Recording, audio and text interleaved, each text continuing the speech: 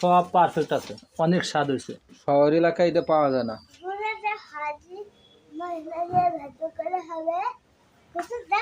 হ্যাঁ,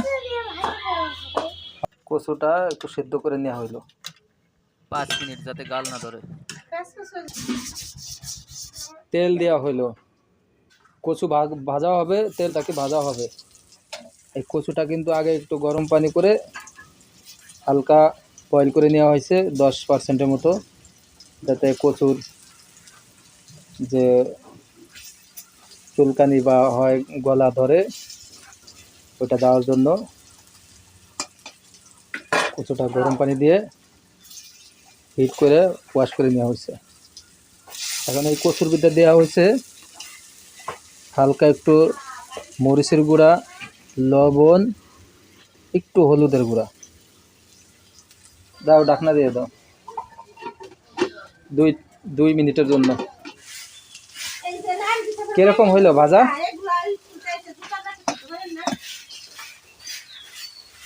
উল্টে দাও।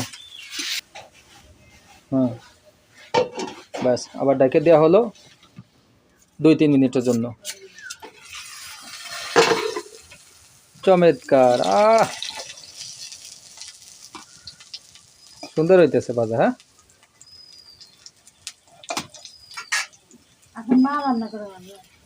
কারেন্ট নাই, আসে নাই না।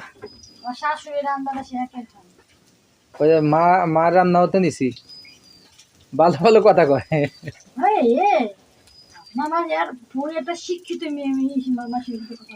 হ্যাঁ, মানে হ্যাঁ, একবারে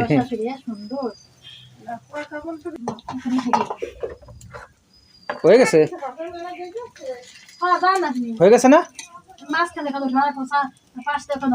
আচ্ছা, তাহলে মাঝখানে তো উঠাই, এটা কড়াই বড় হইলে পরে তাহলে আর একটু কম করে দিলি তো হইতো, 2বার বাজলে হইতো।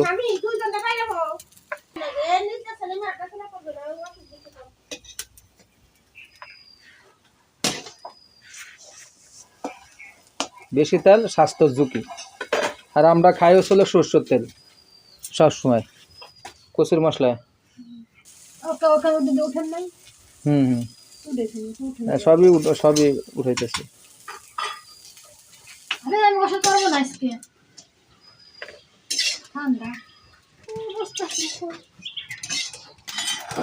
দাও, এটা মশলা দিয়া কচুটাকে বোনা হবে, তেল দেওয়া হইলো,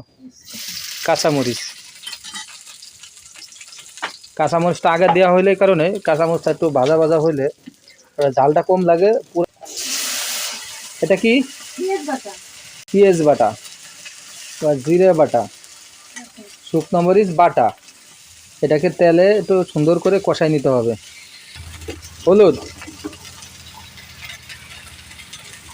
হলুদের গুঁড়া, লবণ পরিমাণ মতো, এটাকে একটু নাড়াচাড়া করে কাঁচা মশলাটাকে একটু বাইজে নেওয়া হবে। কষানো হয়ে গেছে, একটু মানে ভাজা ভাজা হয়ে গেছে, একটু পানি দেওয়া হইলো, পানি দিয়ে আর একটু কষাইতে হবে। কচু দাও, কচুটাকে 2-3 মিনিট নাড়াচাড়া করলেই হয়ে যাবে। সিম্পল কচু ভাজি মশলা দিয়া হয়ে গেল। মশলা দিয়া কচু ভাজি লাইভ কিচেন করব, লাইভ কিচেন খুব তাড়াতাড়ি। এই যে হয়ে গেল স্বাদের কচু ভাজি, কি দিয়া? মশলা দিয়ে। ও, খাইতে সেই লাগবে।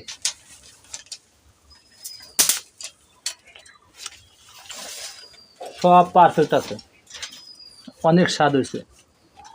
শহর এলাকায় এটা পাওয়া যায় না।